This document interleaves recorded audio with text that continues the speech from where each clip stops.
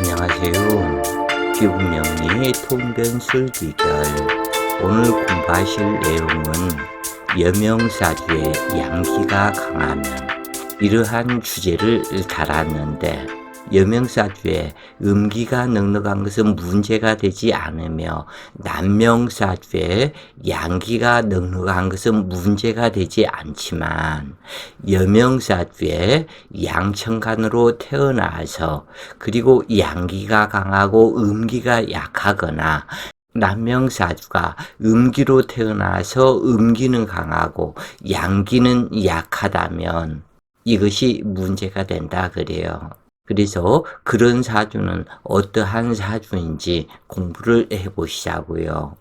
필자의 저서로서는 피부명리 중구편, 그래서 이 중구편은 초구편과 중구편을 아울러서 설명한 책이 피부명리 중구편에 해당하고, 그 다음 피부명리 고구편 상권과 하권인데, 이것은 자연법에 입각한 그 계절에 따른 월지에 따라서 이 천간이 변화해 나가는 그러한 부분을 상세히 설명을 드렸다 그래요. 그래서 피부명리 고구편 상권 하권이 준비되어 있고, 그 다음에 피부명리 천간론 비결 책이 천간론에 대해서 간목일간이 만나는 간목부터 계수까지, 그리고 을목일간이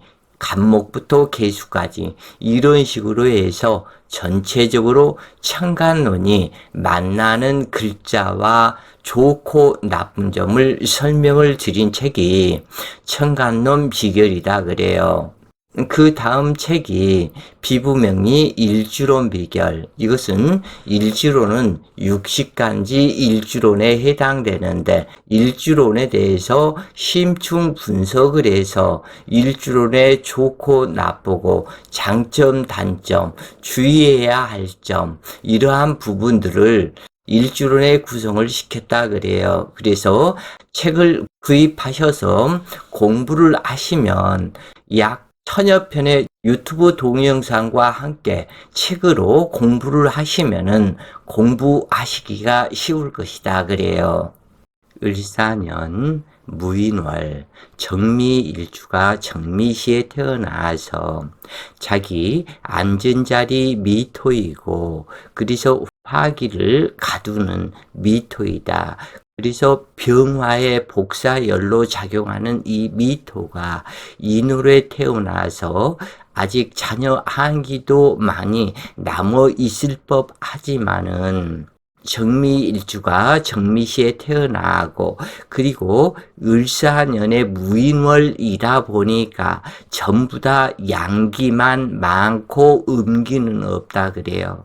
그래서 여명사주이기 때문에 남편을 상징하는 관성이 있어야 하지만, 이 관성을 식상이 파극시키는 그 역할이 되고, 관성이 들어오면 이 화기에 의해서 관성은 메말라 버리게 되며, 목기에 의해서 모두 설기가 당해버리니까 남편이 있기가 어렵다 그런 얘기예요.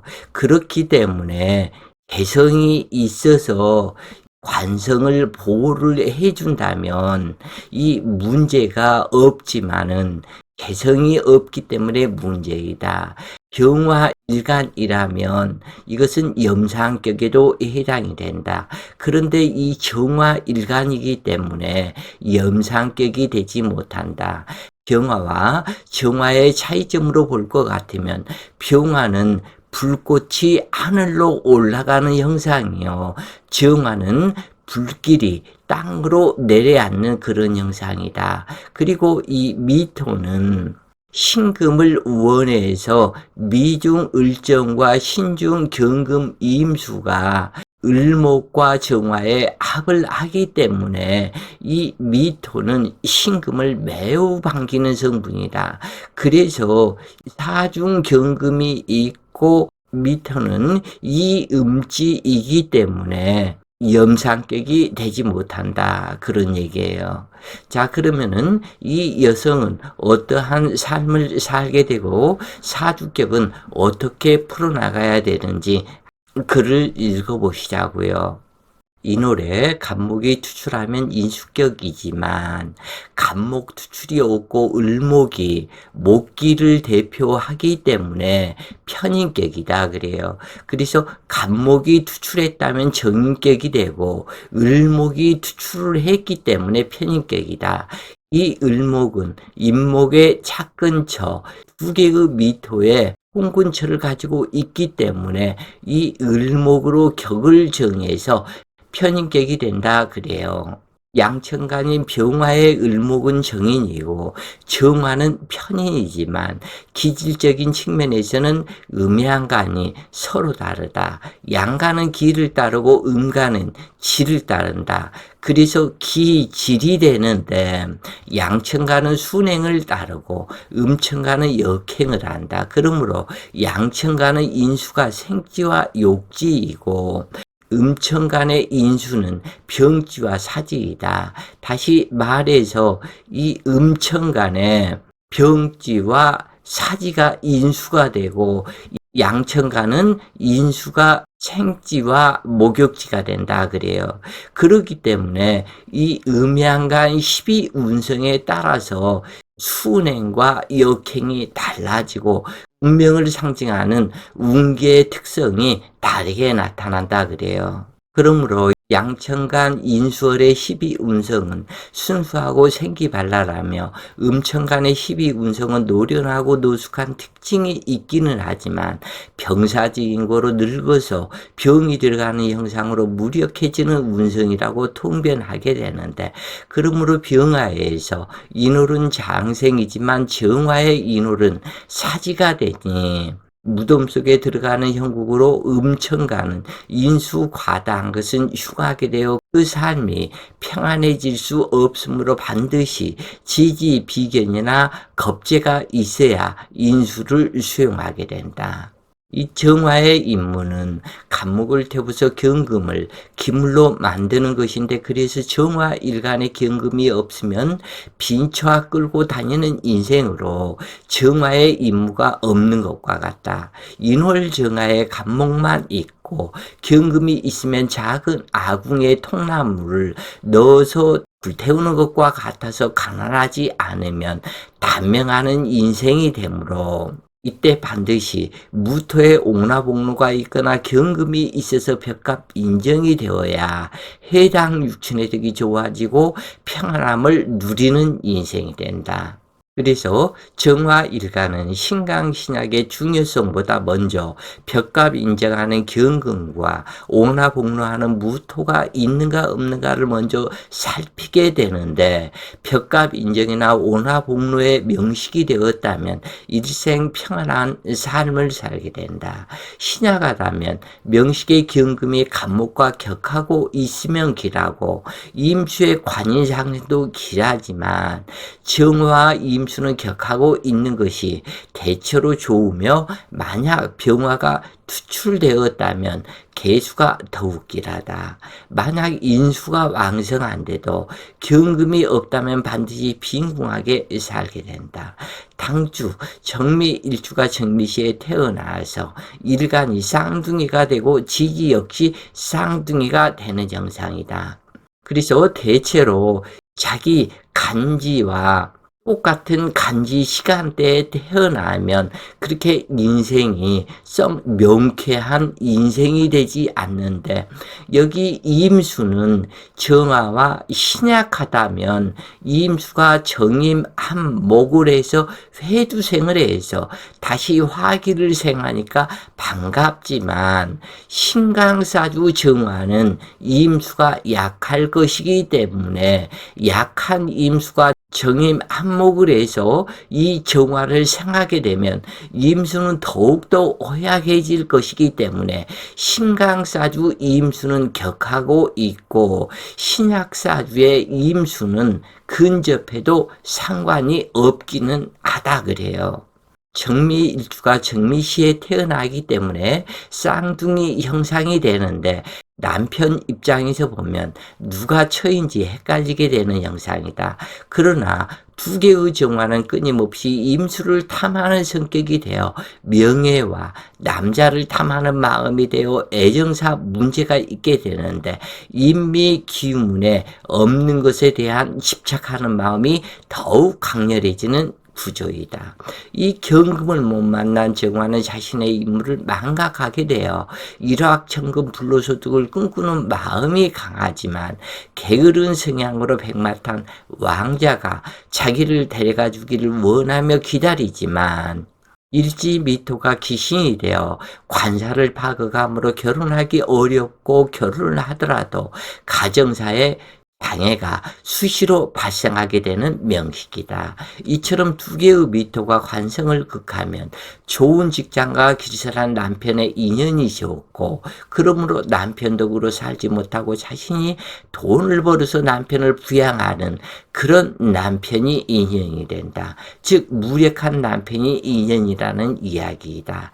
이 경우 길선 남자를 만났다 해도 뭔지 모를 불만족으로 마음이 안 가고 부족한 남자를 만나면 보호해주고자 하며 자기 가진 것을 주면서 이것은 아닌데 하면서 끌려가는 마음이 되고 이것이 인연이 되는데 그러므로 인연법이 무서운 것이다. 만약 당추가 길선 남자를 만나 인연이 되었다면 당추가 질병체질로 변하고 가정의 우환이 꼬리를 물고 나타나며 남편의 작첩이나 자신의 마음이 안정되지 않으며 바람을 피우거나 그러다가 부부 이별을 선택하게 된다.